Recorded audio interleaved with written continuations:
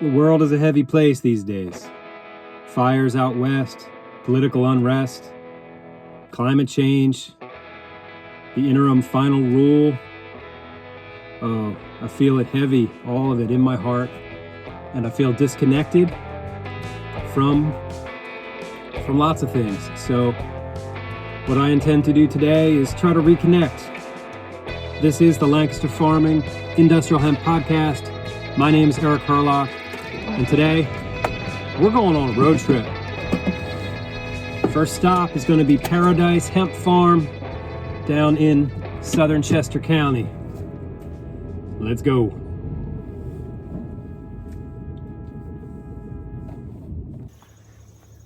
Good morning, Eric. Good morning. Thanks for having me down to your farm today. Your first stop on my Hemp Tour 2020. Thank you for coming. Appreciate it. Paradise Farms is that the name of the farm? Paradise Hemp Farm. Paradise Hemp Farm is my first stop on my hemp road trip. So how's it going here? What are we looking at? So, well, thanks for coming out. This is one of our fields. This is a field of CBD plants. These rows here, these 8 rows are sour space candy. There's a break, and then there's 8 rows of Suver Haze. These are genetics from Oregon CBD that we chose. We're happy with how they've performed. If you see here, I'm 6 feet tall, and many of these plants are taller than I am.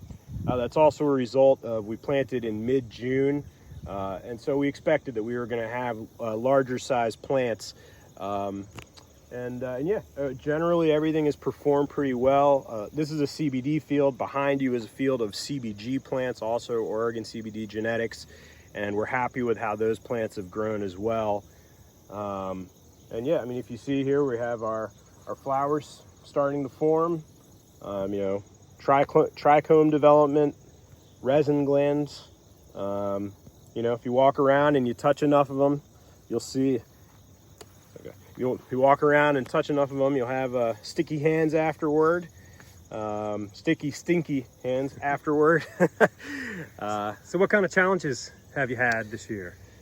So first challenge was heavy rainfalls earlier in the summer. Thankfully, those heavy rains were earlier in the summer, but definitely we had one event where we received about 6 inches of rain in 4 hours, and it just washed out a couple of our areas, knocked hundreds of plants over. If you see, we have stakes now. Almost every plant is individually staked up with a bamboo stake, and that's as a result of a lot of plants getting knocked over. And then more recently, and a bigger challenge, is caterpillar damage. Caterpillars and just other bugs crawling over our buds, our colas, and eating them. I just had in my hand and dropped it a moment ago. I mean, it's just a tiny little bug that, if I didn't scoop it out of the plant, would just go ahead and really wreak havoc. And so we're just going through our plants, quality control one by one, cutting out any caterpillar spots, trying to find as many bugs as we can, squish them, remove them. Again, quality control, just going through everything meticulously. And once they are harvested, hopefully within the next few weeks or so, do it all again, meticulously observe and analyze everything before it goes into our drying space. Make sure that we remove any presence of molds, mildews, anything that's going to be problematic in the drying area. All right, and then so after it's dried, what's the plan for the crop? So we're going to harvest as much as we can for flour, for smokable flour. We plan to hang dry what's called low and slow, where we're not overheat. We're not going to heat the crop at all. We're not going to do any machine drying.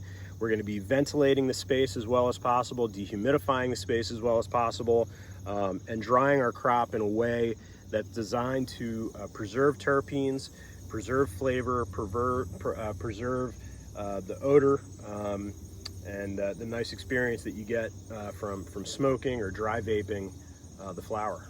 Okay. So this is your first year growing, right? Yes. And you practiced law before that. Yes. Any regrets for trading in the law job for a farmer job? No, none at all. No, I wouldn't go back to it. Just being out the 14-acre farm versus an office setting is incomparable. Every profession has challenges, no matter what you do. I have found the challenges of hemp farming and growing to simply be more enjoyable than the challenges of practicing law. Would you recommend all lawyers give up lawyering and start growing hemp? No, there are plenty of lawyers that love what they do and should continue to do what they do. And the cannabis world certainly needs lawyers as well.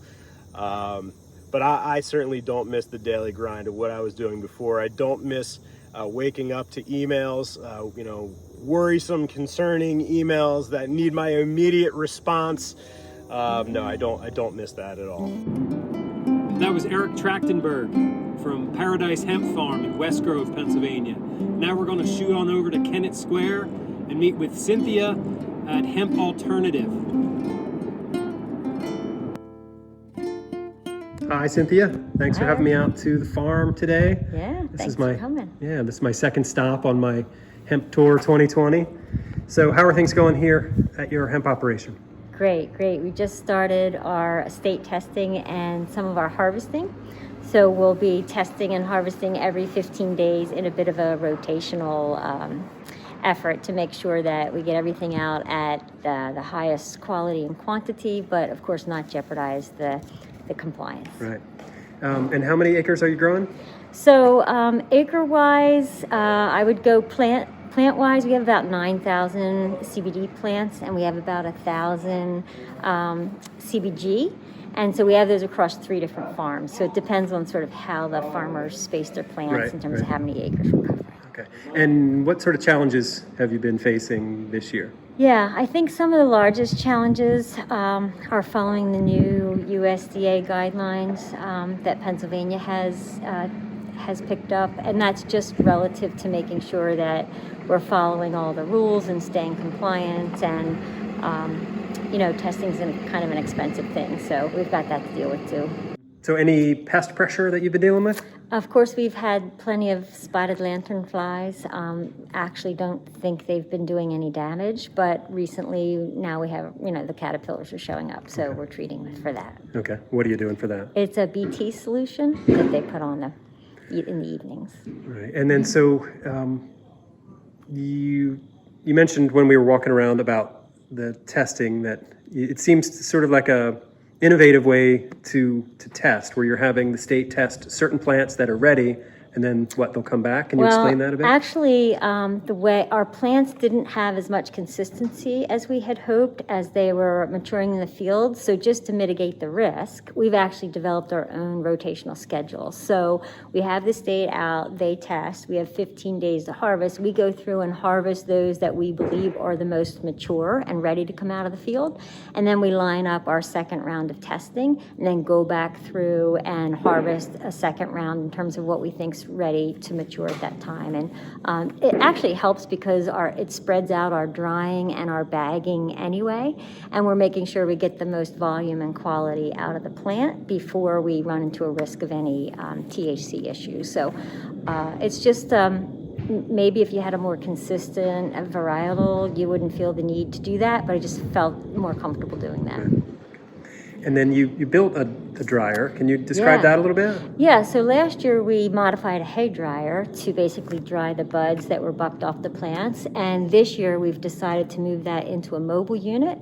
So we have a box trailer that's now been built out. Think of it as an air hockey table, basically inside of the box trailer. And so that allows us to not only dry the plants here at our sort of home farm, but we can also take that out to our Amish subcontracted farmer. And then we have a grow in Maryland, about 3,500 plants in Maryland, so we'll take it down there too. So they'll wet bucket in the field, they'll fill up the flat bed, and then we'll turn that on and dry the plants that way. About 500 pounds every time it runs. Okay. And then what's the sort of final plan for the harvest? What are you going to use it for? Yeah, so typically we would work to pull out the oil and turn that to distillate or isolate and add that to our inventory from last year. But this year we're also looking at perhaps some of our plants that may have some seeds, where we may be doing some experiments with that and kind of looking at what that takes to either press the oil out of the seed or use those seeds for, the marketplace. From a protein perspective. Have you had any trouble finding a processor? No, actually, I think I kicked the tires on enough of them last year to know who we want to work with this year. I am going to introduce some new Maryland processors this year because I don't want to bring that crop across the state line. That's a 2014 Farm Bill in Maryland. Oh, okay. So we're only looking at Delta 9 from a THC perspective. So I will find some processors in Maryland to handle the Maryland grow. Okay. What else should I ask you about? Maybe just the fiber trial. Oh, yeah, you So- did do fiber this year. We Tell me did, about yeah. that. So we did a study with Stroudwater Research Center. It will actually be a 3 to 5 year study, and this was year 1. We had grown some fiber last year, so we picked up some experience. But this year we're working with them, just a small 3 acre. We ended up with 3.5 good sized round bales, and they're studying, how that fiber can fit into a rotational crop in farming. What does it do to the soil? And how does it help keep our waters clean? And then we'll take that harvest and work with Jefferson University's Design, Engineering, and Commerce College, and we're looking to develop sustainable products with that harvest. So that's probably a good year-long project, Right. And we'll be looking for some investment behind as we go through the lab at Jefferson and develop alternatives for the marketplace. So the key there will be to find sustainable products that we have an audience of customers who are willing to pay a little more to save the earth, right? So some of the products that you can use herd or bast for, they're not going to compete in the marketplace. And if that audience isn't willing to pay a little more to save the earth, you're never going to even get your pilot off the ground. Where in this case, I think we've targeted some of the work in the horticulture field where people want to save the earth. Mm-hmm. And if they can pay a little more, help us get our products developed, and then eventually with scale, over time, those prices will come down. I think that's kind of a trick to get going in the market today and build some demand. Okay. You're also on the steering committee for the state. Yes. Can you tell me about the work you're doing there Absolutely, and how yeah. that's going? So I'm a co-lead with Josh on the subcommittee that is called Research Opportunities and Needs. That's Josh Lydecker. Yes, from Susquehanna Mills. And so our focus there is to really be an advisory group to the state ag department. So we work together with, they have a business development group and a regulation group and a group that is the voice of the farmer. And so together we bring issues to senior management to kind of take a look and see, for instance, the USDA is opening for comments again. So how can we influence through thinking around sort of what it feels like to be in the field and some of the challenges and what will help us grow this business if we can get the regs fine-tuned. So that's what our goal is. Cool. Yeah. Well, sounds like you've got a lot on your plate. Yeah, so thanks yeah. for taking time today to Sure. meet me out here at the farm. Thanks for coming. Yeah. So that was Cynthia Patron Hudock at Hemp-Alternative in Kennett Square. Now we're going to head west a little bit on out to Lancaster County. We're going to stop at Oakley Farm, where Tim and Sarah from King's Agri-Seed are going to show me around their test farm, where they're growing many varieties of hemp. All right, here we go. Okay, so this is my third stop today on my hemp tour in Lancaster and Chester counties. So could you introduce yourselves? I am Tim Fritz, the owner of King's Agri-Seeds, and I am an agronomist by training. And this is our second year of research of hemp on this farm. And I'm Sarah Mitchell. I am the industrial hemp specialist with King's Agri-Seeds. Okay, well, thanks for having me out to your operation here. So tell me a little bit about what's happening here. This is like a test plot, right? This is a test plot. In this particular spot where we're standing, we are looking at photosensitive varieties. We have potential introductions, about 8 numbered varieties that could be on the market, but probably may not be. There may be 1, possibly 2, that could be introduced in 2021. This one is called Spectrum. This is currently on the market and one of the varieties that we sold for photosensitive for this season. Okay, and where are you sourcing your seeds from? Or is that you work with Phylos exclusively? No, we work with Phylos as one of our suppliers, and that's in the auto CBD right now. Oh, okay. And we're also working with this variety, Spectrum, is by Atlas? Flora. Flora, I'm Flora, sorry. okay. Flora. All right, I know Atlas. Do you work with them too? We are in discussion. Right. Okay. Cool. So what sorts of challenges have you had out here this year? I think we've had typical challenges of most growers. Number one would be how to get the crop seeded or started initially. And number two would be learning to monitor this crop and respond. And probably the biggest problem is weed control. Yeah. So what have you done for weed control? Oh, so for autoflower, that's where we have the biggest concern about weed control, because we're trying to do direct seeding in the soil. And you have a plant that's being planted at a relatively low population. It was recommended to us to seed at 10,000 seeds per acre. Corn, typically around here, is seeded at 30,000. Oh. So that's a pretty thin population. That's one. The goal was to get one plant every 18 inches in a 30-inch row. So you know you're going to have weeds. So that is our biggest challenge. And bottom line, we tried various techniques for controlling weeds.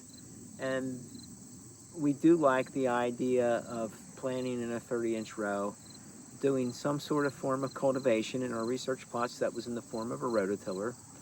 And then after about a month, doing a interseeding of different ideas. And I think I'm going to recommend a broad mix that we're developing for this in the future, not just one component, because you never know what the weather is going to be. So is that like a cover crop? It's not hemp, but it would be in there to suppress the weeds? It would be an interseeding to help control erosion between the rows when you get heavy storms. The weeds, at that point, the weeds are going to be less of a problem. But up front, I think we need some sort of tillage. We actually tried flaming as well. And we tried a couple organic approved herbicides. How many different growers have you sold hemp seeds to? Like how many people are you working with? We've sold hemp in 5 states. Oh, okay. So from small growers to larger growers, from large farms to just greenhouse operations, from people who have just never grown anything before to people who have if there can be a veteran farmer. Right. We've sold to some growers who do know what they're up against. Okay. Can you ballpark like what percentage of your business now is hemp? Is it still relatively small compared to all the other seeds that you sell? In the King's Agri-Seed system, Yeah. It's a very low percentage. Yeah. Okay. But we did okay considering this year, and we started in the grain hemp world, grain/fiber. Mm-hmm. So the CBD is new this year, and last year we had a lot of success because there were not very many people selling at that time. We actually sold the whole way out to California last year. Okay. This year it's more regionalized because there's a better distribution network. But even with the grain and fiber, weeds are a major issue. And I've been working on some other projects with that, some concepts. I'm not ready to really discuss them yet because I had some success this last year with those concepts. And this year they were not so good. Okay. So we're still learning. Yeah. Like everybody else. Right. We're still learning. Okay. How will you do things differently next year? Well, for starters, we are planning a little better where we're going to plant our crop. So in 2019, Tim did some plantings where he had particular cover crops that overwintered and found weed suppression as well as hemp encouragement based on the different mixtures. So we are already starting there by planting cover crops where we intend to plant hemp for 2021. Okay. And I think farmers need to be looking to the future and thinking about where their crop rotations are going to come from. So that's number one. And I think number two, we will just learn from our mistakes. We will definitely be learning from our mistakes and not making some of them. Okay. So Between the autoflower and the photosensitive stuff, what's more popular with your customers? we started out early with the autoflower, I think that there are a lot of advantages to growing autoflower, mainly that you can schedule your labor, schedule your planting, schedule your harvest, kind of ladder the whole season. And here in the East, you can actually take advantage, or I guess avoid some of the risks by planting multiple crops with the weather. So I think that's a powerful advantage. And then of course you can schedule your harvest to come in ahead of the photosensitive crops. So the growers who have harvested, their autoflowers are doing very well in the marketplace right now for smokable flower. Okay. So our customers are fairly pleased. What other sort of insect pressure have you had here? Because I saw a spotted lanternfly land on your shoulder there. Spotted lanternfly seem to be attracted to just about anything. So it does seem to like this too. Are they doing any damage? Not that I can see. Okay. Not that I can see. Some other growers I talked to today had some caterpillar pressure in the buds. Is that happening here too? Yes. And what do you do for that? We don't do anything. We had insect pressure at the beginning with grasshoppers eating the seedlings. That was in July when it got really hot and dry. Oh yeah. So even though we had good emergence, we lost plants there. We've had armyworm, considerable amount of armyworm that feeds on the buds. We've had yellow woolly bear caterpillar feeding on the leaves. And we've had some corn earworm, but not very much of that. Okay. And the question about what are we doing about it, in reality, this is a research farm. We have so many varieties, experimental varieties on this farm. There's no way we could pull off a commercial sale of this. Have to have all the testing done for each variety. So we will not be marketing this product. It will be a terminated project. That was my next question. What's going to happen to it? But you're just going to compost it, or? It's going to go back into the land. Okay. Do you then still have to get it tested? No, we need to document that we destroyed it. Okay. All right. But you don't need the state to come out and test and. No, but we do have to document that we destroyed the destruction. Okay. And what is your method of destruction? Well, our grain and fiber material we simply mowed off. Okay. And I believe that's probably what we'll do this. Yeah. It's anything to just kill it, and mowing's the easiest. We have a real nice double reciprocating sickle bar mower that cuts right through this stuff. No problem at all. Okay. All right. Well, hey, I appreciate your time today. Thanks for having me out. And also thank you for your sponsorship over the past, I guess, a year or so. You guys have been sponsoring our podcast, and I appreciate that. It's been a pleasure. We like to support anything educational for learning new crops and continuing our education. I think that's probably one of the key distinctions between King's Agri-Seeds and other hemp seed suppliers, is that we are working with farmers who have more on their farm than just hemp. Yeah. So working on building up the soil, looking at their crop rotations, also helping to get best cultivation practices, as well as represent really good breeders. That's kind of where we fit, is in a larger spectrum, tying in with our other products and our other business. It's a good business model. Good. And I'm just going to add one other thing. Yeah, sure. You mentioned testing. We are testing, but we're not testing for sale. Okay. We're testing for research. Sure. At various time points. Okay. All right. Well, Tim and Sarah, thank you very much for your time. Thank you, Eric. Thank you. Our fourth stop today is out to Holtwood, Pennsylvania. Southern Lancaster County. Right place. We're going to meet up with Steve Groff. You know Steve, he's been on the show before. Hey Steve, Good. How you doing? We're doing good. Good. So thanks for having me out to your farm. This is my fourth stop on my hemp road trip 2020. All right. So appreciate you bringing me out here. So how's the season going? We've had a little dry weather there in July, and then it got a little wet, and now it'd be like, please, just nice days through the rest of September for our hemp crop here, because We don't like the foggy days like we had the last couple times, Yeah. a couple days. So far, I think we've had a decent year. Good. So what's your plan for harvest? When's this stuff coming down? Well, it looks like in 10 days or 2 weeks. So I have a bunch of varieties here I'm testing. So there's a little bit of overlap, and also they're spaced apart a little bit. So Right. more or less over the next, in about 2 weeks, over the next several weeks, then we'll be working on harvesting this. Okay. And how's it going with like the state testing? Any issues there? Well,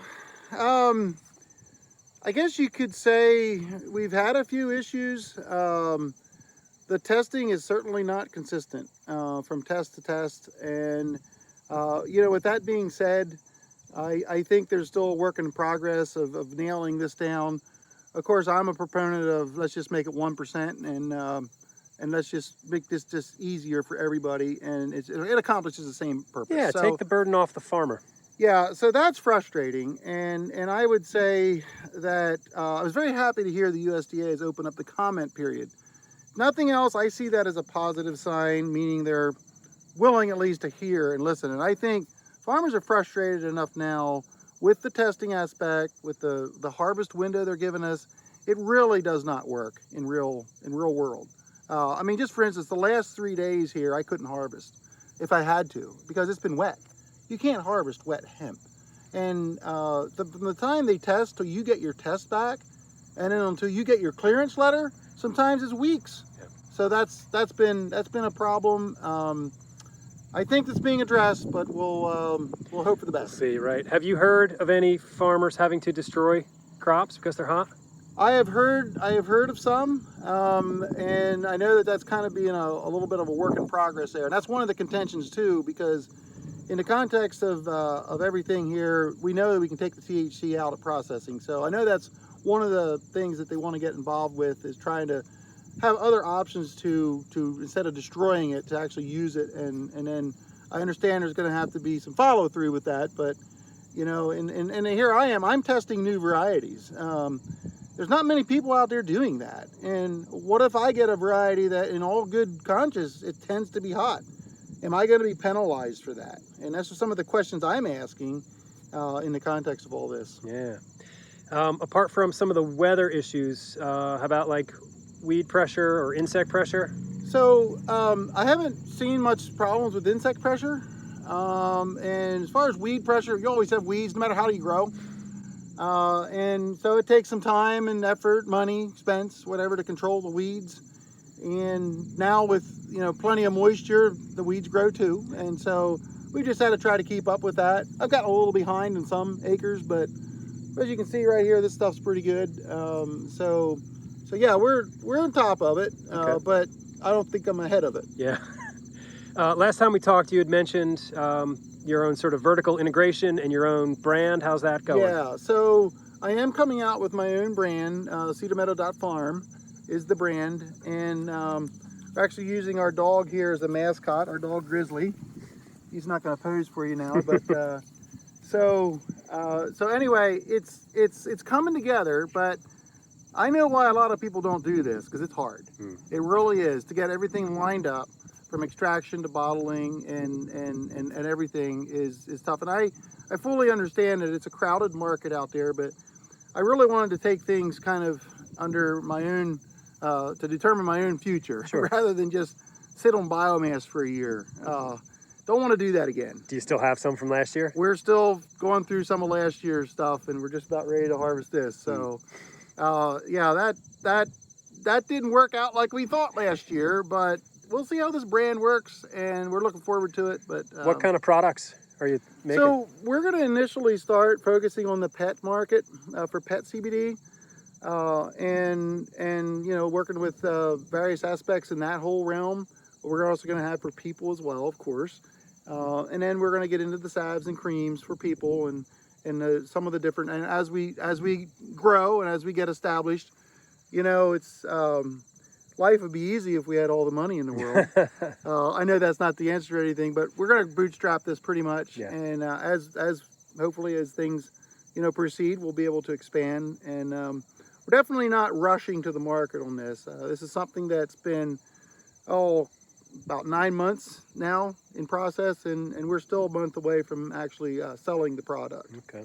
I will offer my dog Willie as a test. There we go. Test case if you need another. We will take you dog. up on that, Eric. All right. Yeah. Because he could use some CBD. Okay, that's good. Yeah.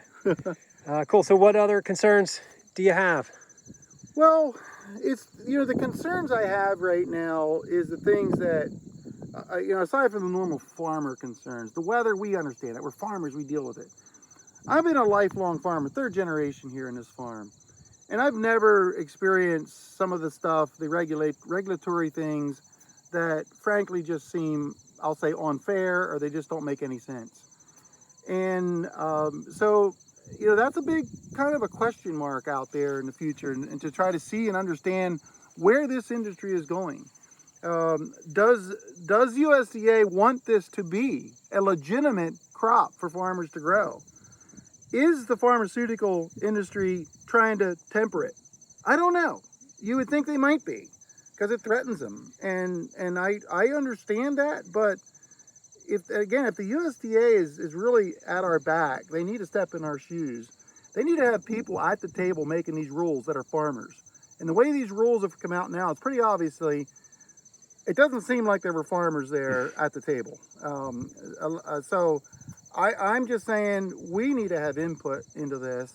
I'm available to do that. There are plenty of good people out there to be able to get some reasonable, common sense rules for this plant. I mean, this plant can do so much for our human health, and we'll say animal health too. And environmental health. And environmental. There's just so many good things about this plant, and it just seems like we're getting our hands slapped. Okay, grow it, but man, or they're putting us in a box. So there's forces at work out there. I don't even know who they all are, but there is. And, I want to do my part as a farmer to grow a good crop, to help others to do it. I mean, I'm just learning too. This is my 2nd year, and I'm learning a lot, continue to, and working with others. That's my passion, to be an educator. Not that I know it all, but I want to bring people together so we can learn together. Right. And it is frustrating. It feels like the government decision makers give you lip service, but very, very rarely does it seem like they really follow up and make change. So that's my most frustrating rant on this topic. All right. Well, I appreciate you having me out here. It's great to be. It's always good, Eric. And again, we as farmers, we appreciate what you're doing for this industry. Well, thanks. You're welcome. So that was a pretty good tour. Thanks to Eric Trachtenberg, Cynthia Patron-Hudock, and Tim Fritz and Sarah, and to Steve Groff. Appreciate your time today, helping me get reconnected to the hemp space. So, all right, so that did it. We did the hemp tour. I'm feeling better. I feel more connected now to the hemp space. So thanks for watching. Thanks for listening. If you are listening, you should check out YouTube because there's a video of this. So, all right, my name is Eric Herlock. I'm the digital editor at Lancaster Farming Newspaper. And until next time, I'll see you in the newspaper.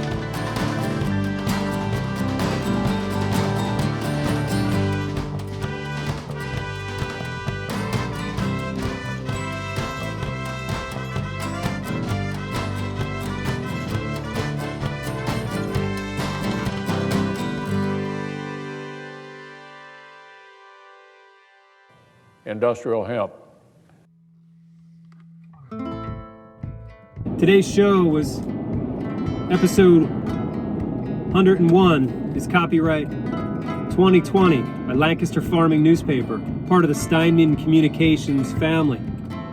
Today's show was written and recorded, edited and produced, and filmed by me, Eric Herlock, and any music you hear throughout the show is courtesy of Tin Bird Shadow.